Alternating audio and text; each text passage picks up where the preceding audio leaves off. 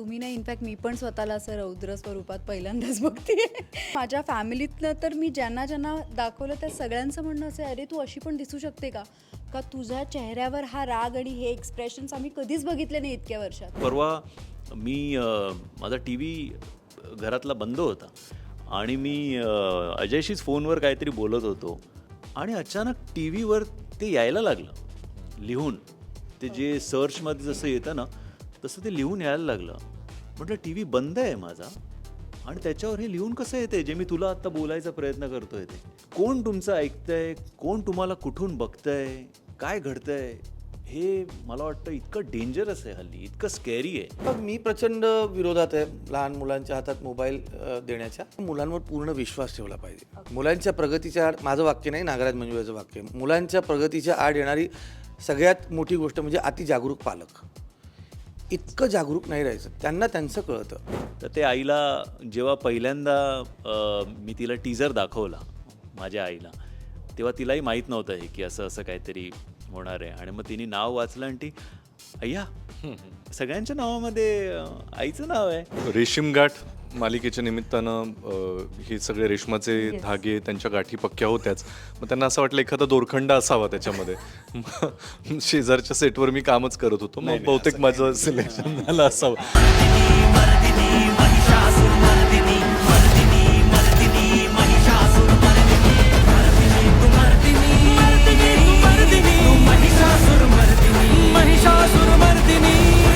जेव्हा अन्याय मर्यादा ओलांडतो तेव्हा जन्म होतो मर्दिनीचा. धैर्य, आत्मसन्मान आणि संघर्षाची एक कहाणी प्रेक्षकांच्या मनावर राज्य करण्यासाठी सज्ज झाली आहे, ती म्हणजे मर्दिनीची संपूर्ण टीम. लोकमतच्या ऑफिसमध्ये आले पहिले तर खूप खूप स्वागत आहे तुमच्या सगळ्यांचं. थँक्यू. धन्यवाद. आणि मर्दिनी नाव ऐकूनच अंगावर शहारे येत आहेत. आणि आमच्या एवढा रोमॅन्टिक छानशा गोडशा चेहऱ्याला जो तुम्ही लुक दिलेला आहे, एक वेगळा लुक तुझा पाहिला आहे पोस्टरमधून प्रेक्षकांनी सगळ्यांनी, तो खूप वेगळा लुक आहे. आणि तुला असं कधीच पहिल्यांदा पाहतोय आम्ही सगळे, कारण की तुला नेहमी वेगवेगळ्या भूमिकेतून पाहिलं, रोमॅन्टिक अंदाज पाहिलेले, पण हा तुझा रुद्र अवतार आम्ही पहिल्यांदा या सिनेमातून पाहतोय. तुम्ही नाही, इनफॅक्ट मी पण स्वतःला असं रौद्र स्वरूपात पहिल्यांदाच बघते. इनफॅक्ट आय थिंक मला असं वाटलं माझ्या फॅमिलीतनं तर मी ज्यांना ज्यांना दाखवलं त्या सगळ्यांचं म्हणणं असं आहे, अरे तू अशी पण दिसू शकते का? का तुझ्या चेहऱ्यावर हा राग आणि हे एक्सप्रेशन्स आम्ही कधीच बघितले नाही इतक्या वर्षात, पहिल्यांदा तसे दिसत आहेत. So even I am also surprise की, आणि त्यामुळे आय एम शुअर प्रेक्षकांना पण माझ्या आवडेल जे परफॉर्म केलं आहे ते बघून. कारण जर पोस्टरवर हे दिसतंय तर संपूर्ण सिनेमा कसा असेल हे तुम्ही इमॅजिन करू शकता. नक्की. सो पहिले तुमच्याकडे येईल, ही भट्टी जी तुम्ही जमवलेली आहे अनेक वर्षांपासून, तुमचा ड्रीम कम ट्रू झालेला आहे फायनली. श्रेयस सरांनी पूर्ण विश्वास तुमच्यावर दाखवलेला आहे. आणि स्टील मला आठवतं आहे, आपण मागे एक इंटरव्ह्यू केलेला, त्यावेळी तुमच्या डोळ्यात पाणी आलेलं की सरांनी हे डोळे बंद करून तुमच्यावर विश्वास ठेवला की सिनेमा तू बनव, मी आहे तुझ्याबरोबर. आणि हे दिग्दर्शकासाठी हे पुरेसं आहे. चित्रपट करायचा जसं मगाशी झालं तसंच की मला करायचं आहे, मला करायचं, प्रत्येकाला करायचं असतं. पण प्रत्येकजण हो कर ना अशाच ह्याच्यात असतो आणि ते होईल होईल होईल होईल. पण जेव्हा ही आम्ही तयारी करत होतो, आधी एका वेगळ्या विषयावर काम पण सुरू केलं, पण ते नाही वर्कआउट झालं. मग मध्ये परत वेगळं ते सर पण काम करत होते, मी पण काम करत होतो, पण आम्ही टचमध्ये होतो. सर विचारायचे की काय चाललं आहे, काय चाललं आहे, काय चाललं आहे. आणि अशा याच्यातच ती गोष्ट, त्याची एक वन लाईन मी सरांना पाठवली होती आणि पाठवली. त्याच्यानंतर त्यांचा काही कॉल नाही, काहीच हे नाही, फोन पण नाही. मी म्हटलं आवडली नाही बहुतेक. तर मग 1-1.5 महिने मी त्यांना परत एकदा SMS केला की सर वाचलीत का? नाही आवडली तर स्पष्टपणे नाही सांगा. अरे नाही मी वाचलीच नाही, कारण ते पण शूटिंगमध्ये बिझी होते. मग थांबा मी वाचतो आणि तुला कळवतो. मी म्हटलं कळवतो म्हणजे परत 1 आठवडा जाईल. 5व्या मिनिटाला या माणसाचा फोन आला की अरे काय गोष्ट आहे, आपण ही फिल्म करतो. तो दिवस आणि आजचा दिवस, जी धाकधूक सुरू झाली ती अजूनही सुरू आहे आणि 3 जुलैपर्यंत आता ती राहणार आहे की काय होणार आहे, काय होणार आहे, काय होणार आहे. कारण त्या माणसाने जो विश्वास दाखवला आहे, त्या विश्वासावरती ही सगळी जी टीम माझ्याबरोबर काम करायला तयार झाली, जितेंद्र जोशी, प्रार्थना बेहरे आणि अभिजित आणि बाकी पण कलाकार आहेत, तंत्रज्ञ आहेत, ते सगळे माझ्या पाठीशी उभे राहिले, म्हणून ही फिल्म झाली. आणि खरंच या सगळ्यांचंच म्हणजे काय मी आभार मानू का काय समजत नाही, पण माझ्यासाठी ड्रीम कम ट्रू असंच आहे ते. स्वप्न म्हणतात ना ते सत्यात उतरतं, तसंच काहीसं झालेलं आहे. म्हणजे एक चित्रपट करावा आणि चांगला चित्रपट करावा, इतक्या चांगल्या कास्ट बरोबर आणि इतक्या चांगल्या निर्मात्याबरोबर, अजून काय हवं, आणि ते स्वप्न पूर्ण होतं. बरं, गोष्ट लिहिताना ही 3 पात्र जी होती, जी तुमची अनेक वर्षांनी चालू आहेत, रेशीम गाठीची, ती सगळी एकत्र होतीच, म्हणजे तीच डोळ्यासमोर होती आणि लिहिली पूर्ण पात्र? नाही, तसं नव्हतं खरं तर. पण आता कसं आहे की पहिलं कास्टिंग तर अर्थात प्रार्थनाचंच झालं, जेव्हा झालं तेव्हा. पण प्रार्थनाच का, कारण आम्ही वेगवेगळ्या नट्यांचे नावं पण आली, नाही असं नाही. पण काय आहे ना की तिच्यामध्ये क्वालिटी काय आहे ना, की मला हवं किंवा सरांना हवं आहे, आम्हाला हवं तसं तेच करणार हे आम्हाला माहिती होतं. कारण आता 2.5 वर्ष काम केल्यानंतर जो रॅपो झालेला आहे त्यानुसार. आणि मला नको होतं की अरे नाही नाही, मला असं वाटतंय मी जरा वेगळं करून मी जरा असं करते, नाही मला हेच हवं आहे, आणि ती करणार हे मला माहिती होतं. मला काय किंवा सरांना काय की नाही, हे हे आपल्याला असं असं हवं आहे, इथपर्यंत जो आहे तर ती करेल ना, तर तीच करू शकते हे आम्हाला माहिती होतं. हा कॉन्फिडन्स होता. आणि ती अरेला कार्य करणारी नाही मुळात. 2.5 वर्षामध्ये जे बघितले होते, त्यामुळे ती खूप मेहनत घेतली या रोलसाठी, आणि म्हणून प्रार्थना बेरे. आणि मग अभिजितचं कास्टिंग जर त्याच्या बरोबरीने, कारण काय मग अशी म्हणाल तसं काय बाजूच्या सेटवर हां ते रेशीमगाठ मालिकेच्या निमित्तानं हे सगळे रेशमाचे धागे त्यांच्या गाठी पक्क्या होत्याच. मग त्यांना असं वाटलं एखादा दोरखंड असावा त्याच्यामध्ये. मग शेजारच्या सेटवर मी कामच करत होतो, मग बहुतेक माझं सिलेक्शन झालं असावं, किंवा हा अरेला कार्य करू शकतो का, याला घ्या. नाही, पण आय एम व्हेरी ग्लॅड. मी अजय मयेकर सरांचं नाव खूप आधीपासून ऐकत होतो, आमचा परिचय नव्हता. पण या मालिकेच्या सेटच्या बाजूलाच माझ्या मालिकेचा सेट असल्याने अधूनमधून कधीतरी हाय हॅलो व्हायचं. श्रेयस सरांना अर्थात आधीपासून ओळखत होतो, कुठल्या कुठल्या इव्हेंट्सला भेटणं व्हायचं. पण यांच्याबरोबर दोघांबरोबरही कधी ना कधी काम करावं अशी खूप मनापासून इच्छा होती. ती या निमित्तानं पूर्ण झाली, आणि मी खरंच I am thankful to both of them की त्यांना या कथेच्या या पात्रासाठी मी योग्य वाटलो, आणि त्यांनी माझी निवड केली त्यासाठी. नक्की. पण हे लकी आहे तुमच्यासाठी असं म्हणायला हरकत नाही. हो, ही खरंय. जोडी लकी आहे हो तुमची. हो हो. श्रेयस, तुझ्याकडे ये. तुझ्यासाठी तेवढीच प्रार्थना लकी आहे असं म्हणायला हरकत नाही. नाही, डेफिनेटली. म्हणजे कारण जो प्रतिसाद मालिकेला होता, तसाच दणदणीत प्रतिसाद सिनेमालासुद्धा मिळावा ऑब्व्हियसली, असं प्रत्येकाला वाटतं त्यांच्या कलाकृतीबद्दल. आणि मला वाटतं तू म्हणालीस त्याप्रमाणे की आम्ही तिघंच नाही, तर आमची मायरासुद्धा Yes, याच्यामध्ये याच्यामध्ये आहे. सो कुठेतरी तो जो बॉन्ड तयार झाला होता. आणि म्हणजे अजय आत्ता मगाशी म्हणाला की अरेला कार्य करणार नाही, तर मला त्यावर असं बोलावं असं वाटतं की it is not only that, की प्रार्थनाची निवड फक्त त्याच्यासाठी नाही, तर प्रार्थनाची स्ट्रेंथ काय आहे ना, ती आम्हाला त्या 1.5-2 वर्षामध्ये साधारण दोघांना त्याचा अंदाज आला होता. अरेला कार्य तिने सुद्धा केलं. ती पण म्हणाली की नाही मला हे असं असं करायचं आहे. पण मला असं वाटतं की तिथे डिरेक्टरचं जे कन्व्हिक्शन आहे ना, ते खूप इम्पॉर्टंट असतं. आणि ती क्लॅरिटी जर का तुमच्या डिरेक्टरमध्ये पहिल्यापासून असेल, तर प्रोड्युसरला त्याच्याहून जास्त अजून काही नको असतं, की माझा डिरेक्टर काय करणार आहे. सेटवर गेल्यानंतर काय करूया आज, अच्छा तुम्ही जरा दाखवा भाऊ असं नाही. त्याला त्या क्षणापासून ती गोष्ट त्याला सुचल्यापासून त्याला क्लॅरिटी होती की माझी हिरोईन कशी वागणार आहे, काय बोलणार आहे, कसं बोलणार आहे, या सिच्युएशनला रिॲक्ट कशी करणार आहे, ही क्लॅरिटी त्याला होती. आणि Prarthana we seen is more a directors actor, की डिरेक्टर सांगेल तसं तसं ती प्रेझेंट करते. ती स्वतःहून सांगते की मी असं प्रयत्न करते, पण if the director wants it in a particular manner, तर ती क्षमता तिच्यामध्ये आहे की ती तसंच्या तसं पडद्यावर उतरवू शकते. ती स्ट्रेंथ आहे तिची. आणि म्हणून आम्हाला असं वाटलं की नाही, या पात्रासाठी she is the right choice for this one. And I guess I am very happy. कारण मला असं वाटतं प्रोडक्शन तुम्ही करता तेव्हा ते सुरळीत तर जावं असं प्रत्येकाला वाटतं, पण ते एन्जॉय केलं पाहिजे ना, की आपण ही फिल्म बनवली, आपण एन्जॉय केली. तुम्ही जर का ते एन्जॉय कराल तर ते प्रेक्षकांपर्यंत तसं तसं पोहोचतं. तुम्ही जर का नाराज असाल, डिससॅटिस्फाईड असाल, तर मग ते स्क्रीनवर दिसतं, आणि मग ते प्रेक्षकांना सुद्धा कळतं की काहीतरी राहिलं आहे ह्याच्यामध्ये. So we wanted it to be a nice, pleasurable, enjoyable experience. आणि म्हणून ही सगळी जी मंडळी आहेत ती म्हणजे त्यांच्याबरोबर जेव्हा भेटलो जितूला तर मी तो मुंबईत पहिल्या दिवशी आला तेव्हापासून ओळखतो तेव्हापासूनची आमची मैत्री आहे. सो मला माहिती आहे की तो कसा आहे, काय करू शकतो, काय नाही करू शकत, ओके, किंवा काही नाही सांगितलं तरी तो कसं ते करतो, ओके, हे सगळं त्याच्याबद्दलचं माहिती आहे. एकंदरीत अभिजितची आणि माझी आम्ही कधी काम केलं नाही एकत्र, पण एक वाईब येते तुम्हाला त्या माणसाची आणि we wanted a very sincere guy for this character. आणि मला असं वाटतं की त्याच्याहून जास्त सिन्सिअर मी आत्ताच्या ह्याच्यात मला दुसरं कोणी दिसत नाही. जेव्हा ते कॅरेक्टर जेव्हा आम्ही वाचलं आणि असं वाटलं की नाही, सिन्सिअर एक good boy. Abhijit Khandkekar is the first name that comes to your mind. So अर्थात तशी निवड झाली आणि मजा आली एकंदरीत सगळं करायला. बरं, ज्या पद्धतीने मगाशी सरांनी म्हटलं की मला सिनेमा करायचा आहे, तू म्हणाला हां करा ना, पण एक प्रोड्युसर म्हणून जेव्हा आपण उतरतो तेव्हा या सिनेमाची निवड का केलीस? कारण गोष्ट मग ती सनई चौघडे असो किंवा पोस्टर बॉईज असो किंवा मर्दिनी असो,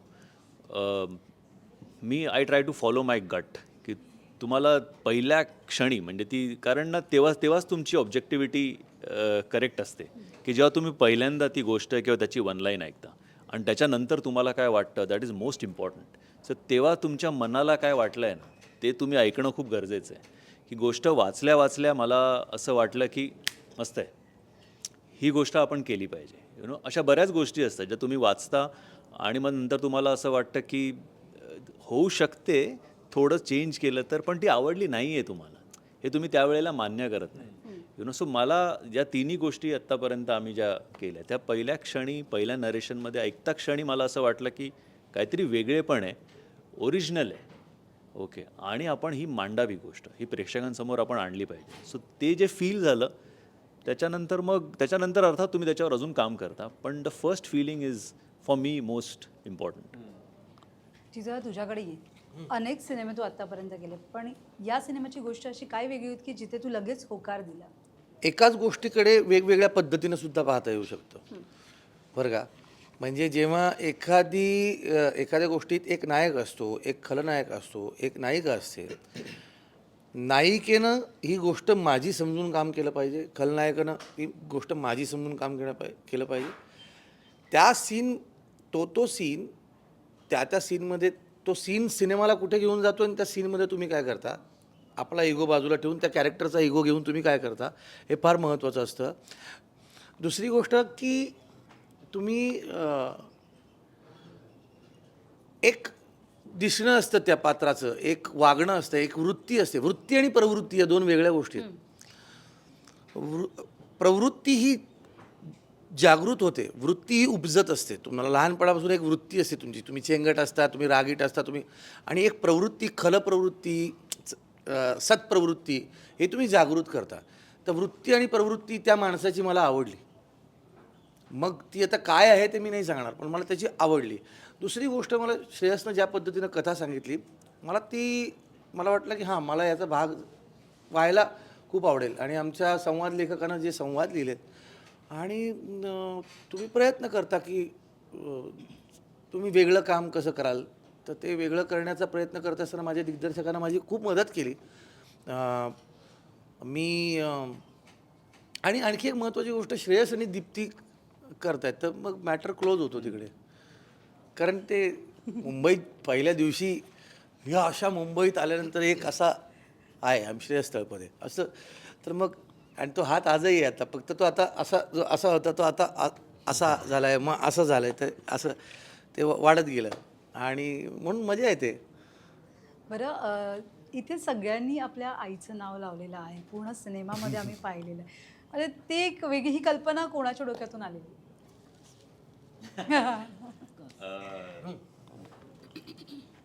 नाही, सिनेमा आईचा आहे, ओके, त्यामुळे मला असं वाटतं की तो आईला डेडिकेटेड असावा, आणि ज्या ज्या पद्धतीने आपण तो डेडिकेट करू शकतो तो आपण करायचा प्रयत्न करावा.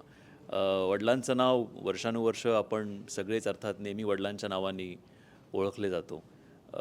आई बिचारी एवढं सगळं करूनसुद्धा ती नेहमी पडद्याच्या मागेच असते, आणि कधीही तिला म्हणजे काय म्हणतात, स्वतःहून ती कधीही सांगणार नाही की अरे माझं नाव असलं पाहिजे वगैरे. किंवा पुढे यायचा प्रयत्नसुद्धा स्वतःहून ती बऱ्याचदा नाही करणार. सो मला असं वाटतं कुठेतरी ती आपली जबाबदारी आहे की इतक्या वर्षांचं तिने जे काय आपल्यासाठी केलं आहे, कुठेतरी या निमित्ताने if we are able to give it back to her, so तो प्रयत्न आहे बेसिकली की जे आईने आत्तापर्यंत सगळ्यांसाठी आमच्यासाठी केलं आहे. तर ते आईला जेव्हा पहिल्यांदा मी तिला टीजर दाखवला माझ्या आईला, तेव्हा तिलाही माहीत नव्हतं हे की असं असं काहीतरी होणार आहे. आणि मग तिने नाव वाचलं आणि ती अय्या अशी तिची रिॲक्शन आणि मोमेंट होती. सो ती म्हणाली अरे वा, सगळ्यांच्या नावामध्ये आईचं नाव आहे, किती छान.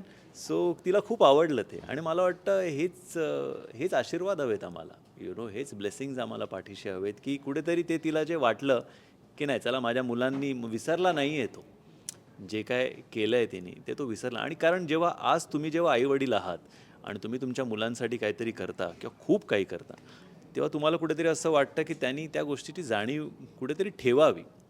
हे नकळतपणे तुम्हालाही वाटत असतं. सो जेव्हा ते प्रत्यक्षात घडतं तेव्हा तो आनंद वेगळाच असतो. So that was just a simple thought. बरं, आताचं जे सुरू आहे वातावरण सोशल मीडिया आणि या सगळ्या गोष्टी, तेव्हा खरंच भीती वाटते आपली मुलगी आपला मुलगा कुठल्या तरी एक वेगळ्या गोष्टीत अडकेल. कारण की आता मोबाईल देणं गरजेचं झालं लहान मुलांना. कारण की शाळा ऑनलाईन झाल्यात किंवा मोबाईलमधलं कळालं पाहिजे त्याला, डिजिटल सगळं युग झालं. त्यामुळे ते आपण इझिली त्यांना देतो किंवा माहिती असल्या पाहिजे सगळ्या गोष्टी. तर खरंच ती कुठे भीती वाटते का की कुठल्या तरी गोष्टीमध्ये कुठला तरी स्कॅम? आजकाल ते इझिली होतं. मोठे मोठे शिकलेली माणसंही अडकत आहेत काही काही गोष्टींमध्ये. सो ती भीती आहे. नाही, डेफिनेटली. म्हणजे इनफॅक्ट फिल्ममध्ये सुद्धा ती एक अशी गोष्ट आहे की ते संकट जर का तुमच्या समोर उभं असेल, त्याला रूप आकार वगैरे काही असेल, तर तुम्ही एक वेळ स्वतःला प्रिपेअर करता की मला या संकटाला तोंड कसं द्यायचं आहे, काय करायचं.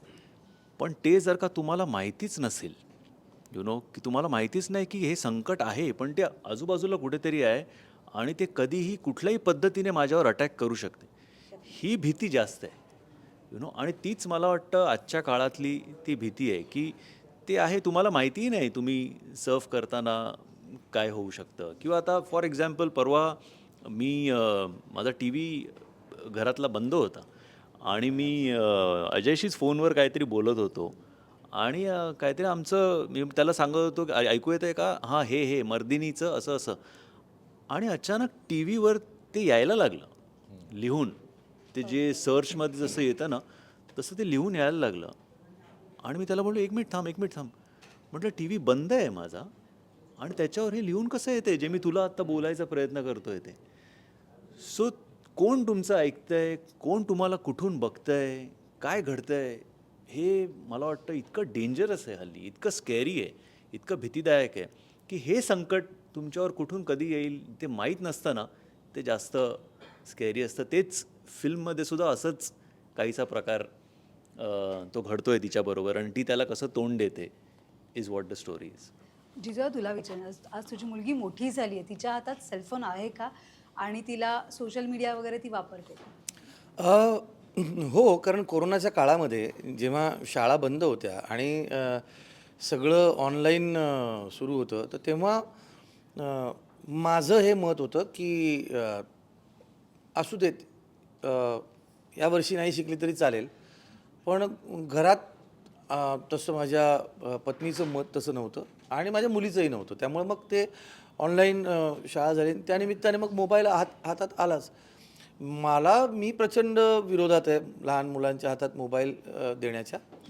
आता तर ती 16 वर्षांची झाली, त्यामुळे आता ते वापरते. परंतु मला असं वाटतं की ते काय ना, तुमची कल्पनाशक्ती मारून टाकते मोबाईल, जे पुस्तकं करत नाहीत. कारण साधी गोष्ट आहे, एकदा काय लहान मुलं मस्ती करतात. म्हणजे काय करतात, त्यांची ऊर्जा इतकी असते की तुम्हाला ती झेपत नाही ती ऊर्जा, आणि मग जाऊ दे मस्ती करते, हे घे मोबाईल असं करून देतात. तर एक वेळ अशी आली होती की माझी मुलगी खूप मोबाईल पाहत होती आणि खूप तो वापर वाढला होता. एके दिवशी मी तो मोबाईल साईडला ठेवला, म्हटलं जरा डोळे बंद कर, आणि तिला फक्त एक छोटी गोष्ट सांगितली की एक राजवाडा आहे, तिथे एक राणी आहे, तिच्या 2 मुली आहेत, एक मोठी एक छोटी. दोघींचे केस वेगवेगळे आहेत, डोळे वेगवेगळे आहेत, आणि छोटी रुसली आहे. मग ते खाली येतात, अंगणात खूप झाडं आहेत, फळं फुलं वगैरे, आणि खेळता खेळता तिला स्वयंपाकघरातून एक खूप सुंदर सुगंध येतो आणि ती आतमध्ये जाते. अनेक मिठाई आहेत, त्यातली एक मिठाई उचलते, खाते. मला आता डोळे उघड, राजवाडा कसा होता सांग, राणी कशी दिसत होती सांग, अंगणात झाडं कुठली होती सांग, मिठाई कुठली होती सांग. तिने सगळं वर्णन केलं. मी म्हटलं आता गंमत, हेच जर मी शूट केलं असतं, तो राजवाडा मी ठरवला असता, ती राणी मी ठरवली असती, झाडं मी ठरवली असती, मिठाई मी ठरवली असती. हा फरक आहे रील बघण्यामध्ये किंवा एखादी गोष्ट मोबाईलवर बघण्यामध्ये आणि वाचनामध्ये. वाचन तुम्हाला तिथे घेऊन जातं आणि माझ्या सुदैवाने त्या घटनेपासून माझ्या मुलीला जी वाचनाची आवड लागली, क्या बात. काही त्याला अर्थच नाही. म्हणजे ती पुस्तकं खाते जवळजवळ, इतकी पुस्तकं वाचते. त्यामुळे मला मला असं वाटतं की वापर होणारच आहे ना. हो. आता तुम्ही राहू शकता का मोबाईलशिवाय? म्हणजे आपला रोज इतक्या लोकांच्या हातात आहे ना तो. तर त्यांनाही फक्त एवढंच आहे की त्यांना जर तुम्ही नीट समजून सांगितलं की याच्या आहारी जाऊ नका, तर मुलं ऐकतात. तुम्ही मुलांवर संस्कार काय करता, कशा पद्धतीनं त्यांना सांगता ना. आणि मुलं पण पाहतात ना, आईबाप किती वेळ मोबाईलवर असतात. हो. आईबाप जर घरी आल्यानंतर हा मोबाईल असं, हां चला बोला, आणि गप्पा मारत बसलो, ते बघणार आहेत का असे? आणि माझ्या घरात एक नियम आहे, जो कोणी असा मोबाईलवर असं असेल, मी त्याच्याशी बोलत नाही. ओके. डोळ्यात डोळे घालून बोला तर संभाषण होईल. मोबाईलमध्ये बघता बघता नाही बोलायचं, टी व्ही बघता बघता नाही बोलायचं. ही साधी गोष्ट आहे. तू कशा पद्धतीने काळजी घेतो तिची की या सगळ्या गोष्टींमध्ये ती नाही अडकली पाहिजे, किंवा काय कशा पद्धतीने प्रोडक्शन तिला देतो पूर्ण? एक आहे, मुलांवर पूर्ण विश्वास ठेवला पाहिजे. मुलांच्या प्रगतीच्या आड, माझं वाक्य नाही, नागराज मंजुळेचं वाक्य आहे, मुलांच्या प्रगतीच्या आड येणारी सगळ्यात मोठी गोष्ट म्हणजे अति जागरूक पालक. इतकं जागरूक नाही राहायचं. त्यांना त्यांचं कळतं. मोबाईलमध्ये मला जितकं मोबाईलमधलं कळतं त्याच्यापेक्षा काही पटीने माझ्या मुलीला कळतं. हो, तिला माहिती आहे. तिला माहिती की, आणि मुलांना हा विश्वास द्यायला पाहिजे की मला माहिती आहे तू योग्य दिशेनं जाशील. तो विश्वास दिला पाहिजे आणि मुलं जातात योग्य दिशेने. श्रेयस दादा, तुला विचार, तू कशा पद्धतीने तू मुलीला मोबाईलपासून लांब ठेवतोस आणि किती गोष्टी तिला समजवल्यात, सांगितल्यात?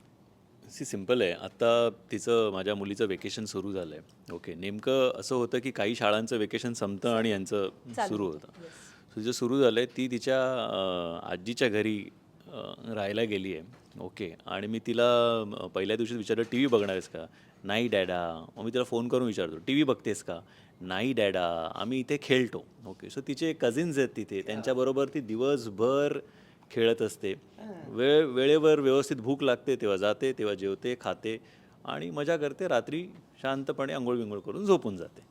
सो मला असं वाटतं की हे खेळणं खूप गरजेचं आहे. म्हणजे जे लहानपणी पण आपण सुट्टी लागली की सगळे मित्र खाली जाऊन सतत दिवसभर खेळत बस, ते खेळणं खूप महत्त्वाचं आहे. You know, so she is enjoying that.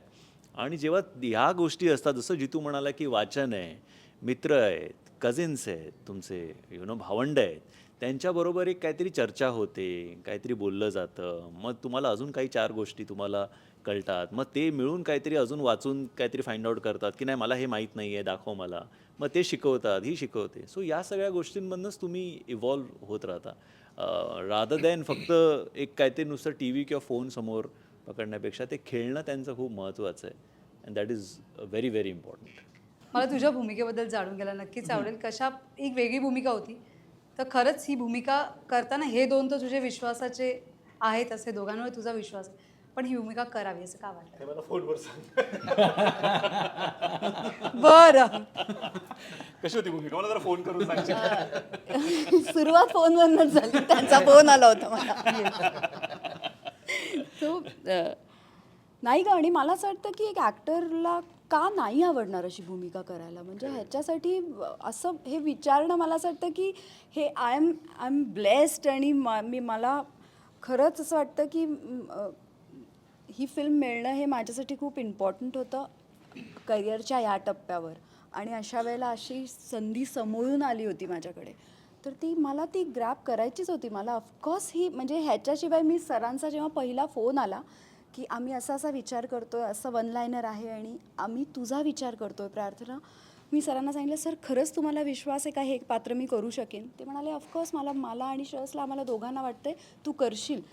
आणि त्यावर माझं म्हणणं एवढंच होतं, सर जर तुम्ही पक्के आहात ना की तुम्हाला असं वाटतं ना मी करू शकेन, मी माझे 1000% द्यायला तयार आहे, पण मलाही संधी सोडायची नाही, मी हे करणार, मी तुम्ही म्हणाल तशा पद्धतीची मेहनत करायला आणि मी तयार आहे, मला सांगा फक्त आय एम रेडी. सो मला नाही वाटत आहे की ह्याच्यात कुठेही म्हणजे पोस्टरपासून ते सगळ्या गोष्टी मी जसं मी आणखीन पण इंटरव्ह्यूजमध्ये म्हणाले होते की मी नेहमी असं ऑफकोर्स एका ॲक्टरला नेहमी वाटतं की आपण काहीतरी असा रोल करावा जिथे पोस्टरवर आपण दिसू. सो प्रार्थना बेहरे इन अँड ॲज असं दिसणारं कॅरेक्टर कधीतरी करायचं होतं आणि आज ते माझ्या समोर आलं. तर त्यामुळे आय एम ब्लेस्ड की मला हे पात्र मिळालं आणि मी ही संधी लगेच ग्रॅब केली. आणि आता ते कसं केलं आहे, काय नाही केलं आहे, किती मेहनत केली आहे, मला सारखं असं वाटतं की मी ना आम्ही जिथे जिथे इंटरव्ह्यूजला जातो ना मी खूप कमी बोलते, कारण मला असं वाटतं की आता ते तुम्ही बघा, प्रेक्षक ठरवतील आणि प्रेक्षकांना आजवर दिसलेली प्रार्थनापेक्षा वेगळी प्रार्थना दिसणार आहे. आय थिंक मला असं वाटतं की माझ्याकडे बोलायला तेव्हा खूप असेल जेव्हा प्रेक्षक हा सिनेमा थिएटरमध्ये बघेल, आणि मग जेव्हा ते माझ्याशी बोलतील आय एम शुअर त्यांच्याकडे भरभरून बोलायला खूप असेल. तेव्हा तू विचारणारे प्रश्न तुझे वेगळे असतील, मोबाईल रिलेटेड नसतील, आय एम शुअर. सो मला असं वाटतं की हे खूप गरजेचं आहे. सो मी प्रेक्षकांवर सोडलं आहे की आता त्यांना ते हे सगळं बघून किती आवडतं आणि ते किती एन्जॉय करतील. तुझ्या आयुष्यातली मर्दिनी सुखदाजी पाठीशी तुझ्या उभी असते नेहमी, प्रत्येक वेळोवेळी, तिच्याबद्दल जाणून घ्यायला आवडेल. नक्कीच कशा पद्धतीने स्ट्रॉंगली आज पूर्णपणे काहीही असलं तरी ती आहेच तुझ्यासाठी नेहमी. तुझ्या आयुष्यातली मर्दिनी कोण? नाही, सुखदा डेफिनेटली आहे आणि या मर्दिनी चित्रपटाच्या निमित्तानं सुद्धा तिचा सपोर्ट पूर्ण वेळ होताच. कारण तिला जेव्हा मी पहिल्यांदा सांगितलं की माझी या प्रकारची भूमिका आहे विच इज व्हेरी चॅलेंजिंग, तेव्हा माझ्यापेक्षा जास्त तीच खुश झाली होती की अरे तुला या स्वरूपात बघायला फार मजा येईल. आणि माझं सगळ्यात जास्त कौतुक करणारी माझी प्रेक्षक जर कोण असेल नंबर 1 तर ती सुखद आहे. आणि तेवढीच चांगली क्रिटिक पण, की एखादं नाही आवडलं किंवा तिला जर त्यात काही वाटलं तर ते सगळ्यात आधी तेवढंच सडेतोडपणे सांगणारी सुखद आहे. मर्दिनीच्या निमित्तानं राईट फ्रॉम द बिगिनिंग ती या प्रोसेसमध्ये माझ्याबरोबर तेवढीच इक्वली इन्वॉल्ड होती. आणि आता तर म्हणजे फक्त प्रमोशनला ती येत नाही, अदरवाईज या सगळ्या प्रोसेसमध्ये ती तेवढीच इन्वॉल्ड आहे. मग दीप्ती मॅम असेल, श्रेयस सर असतील, यांच्याबरोबर ती सुद्धा तेवढीच संपर्कात आहे. एखाद्या पोस्टरमधली एखादी गोष्ट तिला आवडली किंवा अमुकऐवजी अमुक करूया का, या सजेशन्सपासून ती पूर्ण वेळ माझ्यासोबत आहे. त्यामुळे आपल्या सगळ्यांच्याच आयुष्यामध्ये अशा अनेक मर्दिनी असतात ज्या फार सायलेंटली काम करत असतात. कॅमेऱ्यासमोर त्या बऱ्याचदा येतातच असं नाही. तशीच माझ्या आयुष्यातली ती मर्दिनी आहे. आणि या विक्रांत सुर्वेच्या भूमिकेमध्ये मी जे काही केलं आहे त्याच्यामध्ये तिचासुद्धा तितकाच महत्त्वाचा वाटा आहे. येस, नक्की. जिथं तुला विचार, तुझ्या आयुष्यातली मर्दिनी म्हणजे तुझी लेकही तेवढी स्ट्रॉंग आहे तुझ्याबरोबर आणि तुझी बायकोही आणि आई देखील. मला वाटतं की ना आजूबाजूला फक्त आपल्या घरातलं कशाला, आजूबाजूला आपण जिथे जिथे जे जे काही पाहतो आहोत आत्ता, कुठल्याही संकटाला धैर्यानं तोंड देणारी ही प्रत्येक स्त्री मर्दिनी आहे. अहो, जिथे एका वयात आल्यानंतर दर महिन्याला ऋतू बदलत असतो, हार्मोनल चेंजेस होत असतात, इतक्या गोष्टी बदलत असतात स्त्रीमध्ये, आणि ते सगळं घेऊन हसतमुखाने अख्खं, म्हणजे जर ती आई असेल तर ती सगळ्यांचं बघते, बहीण असेल तर ती आनंद घरात बागडत असतो, मुलगी असेल तर आपल्या डोळ्यासमोर असं लहानाची मोठी होत असते. आपण पुन्हा एकदा ते वय जगत असतो. तर ह्या ज्या कुठल्या स्त्रिया आहेत आजूबाजूला, इवन मी तर असं म्हणेन की तुमच्यासारखी स्त्री, की तुम्ही काहीतरी अभ्यास करून स्वतःचा संसार सांभाळून, स्वतःचं घर सांभाळून, परत हे कामही करत आहात, इतक्या गोष्टी तुम्ही सांभाळताय सगळेजण, सगळ्या स्त्रिया. तर मला असं वाटतं प्रत्येक स्त्री ही मर्दिनी आहे. आणि हा चित्रपट जो आहे हा त्या प्रत्येक स्त्रीच्या स्त्रीत्वाला, मग ती अत्यंत कोमल हृदयाची, अत्यंत हळवी बाई, अत्यंत साधी बाई, तिच्या आयुष्यामध्ये जेव्हा काही घटना घडतात आणि त्यानंतर ती, म्हणजे आपल्याकडे आपण जसं म्हणतो की सायकोलॉजीमध्ये असं म्हटलं जातं की माणसावर एखादं संकट आलं तर फाईट, फ्लाईट किंवा फ्राईट, 3 गोष्टी असतात. म्हणजे इधर तुम्ही त्याचा सामना करता, लढा देता, किंवा तुम्ही पळून जाता, किंवा तुम्ही थिजता, तुम्ही घाबरता. आमच्याही इथे असं होतं की आधी ती थिजते, मग ती निघते, पण मग एक वेळ येते ती म्हणते आता पर्याय नाही, आता ये समोर, आणि मग ती जी लढते. तर हे प्रत्येक स्त्रीमध्ये आहे. आणि ह्या फक्त हे काय आहे की की ह्या गोष्टीला ना, ह्या गोष्टीला रंजक पद्धतीने कसं दाखवता येईल. आहे ना, प्रार्थना बेर ग्लॅमरस आहे का? आहे. आत्ता बघा तुम्हाला दिसतंय पण हीच मुलगी जेव्हा ही आय एम नॉट जोकिंग, मी मस्तीत बोलत नाही आहे. जेव्हा कलाकाराला काय हवं असतो, उत्तम भूमिका मिळाली तर का नाही करणार कोण? तो तर बसला आहे. कलाकार पैशाचा भुकेला नसतो. तो म्हणतो की मला चांगलं मिळू. आणि आणखी एक गोष्ट असते की नुसतं कलाकाराचंच नाही, एक निर्माता जगला ना, झालं ना, पोस्टर बॉय चालला ना, तो चांगला होता, चालला. सनई चौघडे चालला. याला काय जमणार नाही का दरवर्षी एक पिक्चर करायला श्रेयस तळपतेला? सहज जमेल ना. आता तर तेवढे हातामध्ये म्हणजे ऑफिस आहे, लोक आहेत, सगळं आहे, पैसे आहेत, पण नाही, तो थांबला आहे. का थांबला? चांगलं करूया, चांगलं काहीतरी देऊया. मग मग असा एकदा मी 3 वर्षातनं 2 वर्षातनं, देव करो की तो प्रत्येक वर्षी खूप चांगले सिनेमे, त्याची टीम आणखी मोठी हो. पण जेव्हा तो म्हणतो की आपण करूया, मग तो म्हणतो की आपण प्रार्थना असं असं, मग अभिजित इतक्या प्रेमानं, इतक्या म्हणजे खरं तर सच्छील प्रवृत्तीचा हा मुलगा आहे. अत्यंत स्त्री दाक्षिण्य ज्याला म्हणतो ना आपण, की कुठल्याही स्त्रीला फार आनंद होईल त्याच्याबरोबर फक्त त्याची सोबत असेल तर. असा इतकी वर्ष मालिका, जोरदार मालिका दिल्यानंतर ज्याला असं वाटतं की माझा पहिला सिनेमा, मग तो पण काहीतरी घेऊन उतरेल ना, नाही का? त्याचा पण अनुभव आहे या क्षेत्रातला. आणि मग जेव्हा असे सगळेजण एकत्र येतात आणि ते एका स्त्रीत्वाला सलाम करतात जिथून आपल्या सगळ्यांचाच जन्म झाला, मग तेव्हा मर्दिनी बनते. आणि मग तर त्या सगळ्या मर्दिनींना, आमच्या आयुष्यातल्या आणि तुमच्याही आयुष्यातल्या, इन्क्लुडिंग यू, सगळ्यांना कुर्नी साथ. त्या तुम्ही सगळ्या मर्दिनी आहात. Thank you so much. हां, किती छान बोललास, किती गोड बोललास. काहीतरी झालं मला, नाही, खूप छान बोल. माझ्यात आली मर्दिनी. बरं, शहजादा कट्टी तुझ्याकडे येईन की एक शब्द दे, आई. काय बोलशील? आईला तू लहानपणापासून पाहिले, प्रत्येक आईचे आपण संघर्ष वेगवेगळ्या पद्धतीने पाहतो. असा एखादा मोमेंट जो तुझ्या लहानपणी तू पाहिलेला अजूनही तुझ्या डोळ्यात आहे? आईचं तर आहेच. म्हणजे खूप गोष्टी असतात ना. म्हणजे आता सगळे आपण तेच बोललो की सकाळी लवकर उठून सगळं स्वयंपाक करा, हे करा, ते करा, डबे भरा, स्वतः पण जायचं वगैरे वगैरे, असं बरंच आपण बघत राहतो. एका पॉईंट नंतर आपल्याला ते जाणवायला लागतं की केवढं केलं आहे तिने आणि केवढं ती अजूनही सतत करते, पण आई हे तू म्हणालीस ना, तर मला त्याच्यावरनं एक जी आत्ता मर्दिनी काही दिवसांपूर्वी आपण सगळ्यांनी पाहिली, टी व्हीवरती पाहिली, काही आठवड्यांपूर्वी, ती म्हणजे एक काहीतरी आंदोलन चालू होतं रस्त्यावरती. येस. आणि गाड्या थांबल्या होत्या, ट्रॅफिक जमा झाला होता, आणि तेव्हा जी उतरून बाहेर आली आणि जी लढली, ती फक्त बाई नव्हती, आई होती. तिचं मूल कुठेतरी थांबलं होतं, तिला उशीर होत होता तिला जायला आणि मुलाला घ्यायला. आणि त्याच्यानंतर एक पॉईंट आला जेव्हा तिची सहनशक्ती संपली आणि ती बोलली बास. ती गाडीतनं बाहेर उतरली आणि ती बोलली हे थांबवा आत्ताच्या आत्ता, मला जायचं आहे, माझं मूल तिकडे थांबलं आहे. सो मला वाटतं हे जे आईमधलं आहे ना, ते दुसऱ्या कोणामध्ये असूच शकत नाही. ते आम्ही आत्ता एक उदाहरण आम्ही नेहमी देतो की एका बाईला पालीची किंवा झुरळाची वगैरे भीती वाटत असेल आणि ती लांब पळत असेल त्याच्यापासून, पण तीच पाल किंवा झुरळ जेव्हा तिला तिच्या मुलाच्या जवळ जाताना दिसतं ना, तेव्हा ती सगळी भीती तिची विसरते. कुठून तिच्यात शक्ती येते, ती हातात मिळेल ती गोष्ट घेऊन त्या पालीला एका झुरळाला मारते, आणि आपल्या मुलाला काही हार्म होण्यापासून वाचवते. सो मला वाटतं ही मर्दिनी मोमेंट प्रत्येक स्त्रीच्या आयुष्यामध्ये येते. आणि म्हणूनच आम्ही म्हणतो की प्रत्येक स्त्री ही एक देवी आहे, ही एक मर्दिनी आहे, जी वेळ आली की तिचं रूप दाखवते. तुम्हाला विचारेन की लोकेशनच्या बाबतीत ग्राफिक्स या सगळ्या गोष्टीचं एक बर्डन होतं? बर्डन खरं सांगू तर नव्हतं. कारण मगाशी सर म्हणाले तसंच की मला जेव्हा आम्ही गोष्ट बांधायला घेतली आणि त्याचा स्क्रीन प्ले झाला, तेव्हा हे सगळं कुठे करायचं आहे, कसं करायचं आहे, या बाबतीत सगळा विचार झाला होता. आणि प्रत्येक सीन बाय सीन, म्हणजे त्याचे ड्राफ्ट पण आमचे जे झाले ते खूप ड्राफ्ट झाले.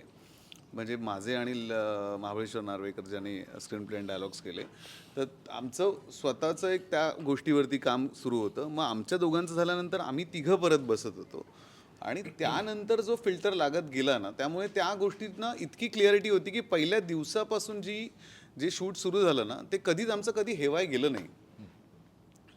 जे झालं ते पहिल्या दिवसापासून जे शेड्यूल ठरलं होतं ते तसंच झालं आणि कुठलीच टेक्निकल पण गोष्ट आड आली नाही. कारण आम्ही मुंबईत पण शूट केलं, आम्ही कोल्हापुरात पण शूट केलं आणि कोल्हापूर म्हणजे देवी आईचं स्थान, त्यामुळे काय वेगळं, ती आमच्या मागे उभी होतीच. दिवसच आम्ही ते पहिला तिच्यापासूनच सुरुवात केली.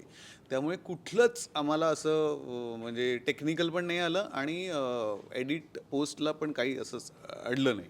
सगळं चांगलं झालं. म्हणजे जे ठरवलं होतं तशाच याच्यामध्ये कुठलीच अडचण न येता, म्हणजे कुठलंच बर्डन न येता फ्रॉम बजेट टू सगळंच आम्ही ती कंप्लीट केली असं मला वाटतं.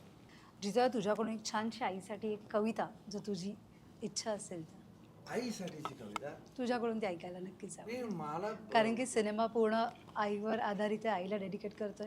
माझी मला आत्ता आठवत नाही आहे, कारण माझ्या मी कुठे कुठे आहेत आणि त्या आत्ता अप्रस्तुत आहेत. मी गजेंद्र अहिरेची एक कविता ऐकवतो.